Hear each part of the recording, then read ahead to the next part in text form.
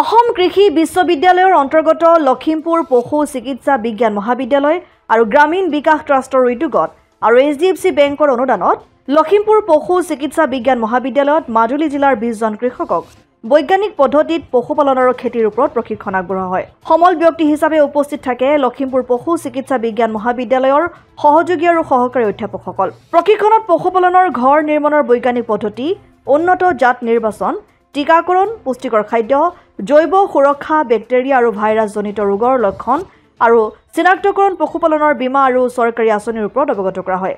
লগতে বৈজ্ঞানিক পদ্ধতিত ধান খেতি, সৰিয়হ খেতি, বিভিন্ন ধৰণৰ জাত নিৰ্বাচন, বীজ শোধন, জৈৱিক সাৰ, মাটিৰ পৰীক্ষা আৰু গুণাগুণ আদিৰ বিষয়ে আলোচনা আগবঢ়াই লখিমপুৰ কৃষি বিভাগৰ ADO দীপজ্যোতি চুটিয়াই। উক্ত অনুষ্ঠানত উপস্থিত থাকে লখিমপুৰ পশু চিকিৎসা বিজ্ঞান মহাবিদ্যালয়ৰ বিজ্ঞান গুৰু ডক্টৰ উমাৰাম তামুলী, ছাত্ৰ উপকল্যাণ সমিতিৰ ডক্টৰ সঞ্জীৱ খাৰঘৰীয়া, গ্ৰামীণ বিকাশ ট্ৰাষ্টৰ ধৰণী পায়েং, মন্টু শইকীয়া, গ্ৰীচানকৰ পেগু আৰু মহাবিদ্যালয়ৰ অধ্যাপকসকল। লখিমপুৰ পশু চিকিৎসা বিজ্ঞান মহাবিদ্যালয়ত আমি মাজুলী জিলাৰ পৰা নিমন্ত্ৰণ কৰি অনা 6খন গাঁৱৰ পৰা মুঠ 20 জন প্ৰশিক্ষাৰ্থী আছিলে। এই প্ৰশিক্ষাৰ্থীসকলক যোৱা ইংৰাজী 3 অক্টোবৰৰ পৰা 5 তাৰিখলৈকে তথা আজিলৈকে আমি লখিমপুৰ পশু চিকিৎসা বিজ্ঞান মহাবিদ্যালয়ত আমি বৈজ্ঞানিক পদ্ধতিত কেনেধৰণে পশুপালন কৰিব লাগে বা বৈজ্ঞানিক পদ্ধতিত আমি কেনেধৰণে খেতি কৰিব লাগে তাৰ ওপৰত আমি প্ৰশিক্ষণ আগবঢ়োৱা হয়। এই প্ৰশিক্ষণটোত আমাক সহযোগিতা আগবঢ়াই লখিমপুৰ পশু চিকিৎসা বিজ্ঞান মহাবিদ্যালয়ৰ সহযোগী অধ্যাপকসকলে আৰু লগতে আমাক এই প্ৰশিক্ষণত খেতিৰ ক্ষেত্ৰত আগবঢ়াই আমাৰ লখিমপুৰ কৃষি বিভাগৰ ADO দীপজ্যোতি মহন্ত ছাৰ তেখেতে আহি আমাৰ মাজত প্ৰশিক্ষণ আগবঢ়ায়। যিহেতু এই প্ৰশিক্ষণত আমি কৃষকসকলক পশুপালনৰ বিভিন্ন ধৰণৰ জাত বা পশুপালনৰ উন্নত যিবিলাক পদ্ধতিত বৈজ্ঞানিক পদ্ধতি কেনেধৰণে পালন কৰিব লাগে, জাত নিৰ্বাচন, বেক্টেৰিয়াজনিত ৰোগ বা ভাইৰাছজনিত ৰোগ কেনেধৰণে চিনাক্ত কৰিব লাগে বা প্ৰাথমিক চিকিৎসা আমি কেনেধৰণে কৰিব লাগে, তাৰ ওপৰত আমি সজাগতা আৰু লগতে প্ৰশিক্ষণ আগবঢ়াওঁ।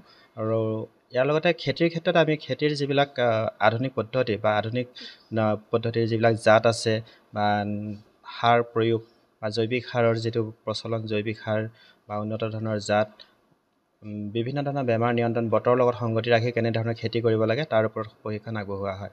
এই প্ৰশিক্ষণত আমাক 3 দিনে সম্পূৰ্ণভাৱে সহযোগিতা আগবঢ়ালে লখিমপুৰ পশু চিকিৎসা বিজ্ঞান মহাবিদ্যালয়ৰ বিজ্ঞান গুৰু Umaram Tamuli sir, doctor Umaram Tamuli sir, লগতে মহাবিদ্যালয়ৰ সহকাৰী অধ্যাপকসকল, সহযোগী অধ্যাপকসকলে আমাক প্ৰশিক্ষণ আগবঢ়ায়। গতিকে গ্ৰামীণ বিকাশ ট্ৰাষ্টৰ ফালৰ পৰা আমি তেখেতসকলক অশেষ ধন্যবাদ জ্ঞাপন কৰিছোঁ। লখিমপুৰৰ পৰা ৰাহানুদ্দিন আহমেদৰ ৰিপৰ্ট, অসম আদিত্য। NKS হুণ্ডাইলৈ স্বাগতম। নৰ্থ ইষ্টৰ প্ৰথম GDSI 2.0 ফিচাৰ্ছ ডিলাৰ হৈছে NKS হুণ্ডাই। অত্যাধুনিক সা সুবিধাৰে তৈয়াৰী মষ্ট আপডেটেড হুণ্ডাই ডিলাৰ এতিয়া ডিব্ৰুগড়ত।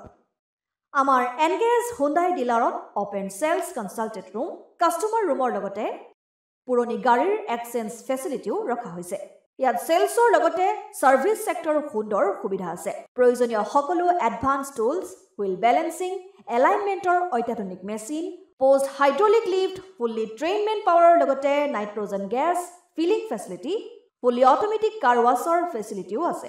লগতে NKS হুণ্ডাই ডিলাৰে কাষ্টমাৰসকলৰ সুবিধাৰ্থে মোবাইল ছাৰ্ভিচ ভেনৰো ব্যৱস্থা ৰাখিছে, য'ত হাইড্ৰলিক লিফ্ট, ৱাছিং facility, wheel balancing, tyre pressure check কৰাৰ লগতে বহুখিনি সুবিধাই উপলব্ধ আছে।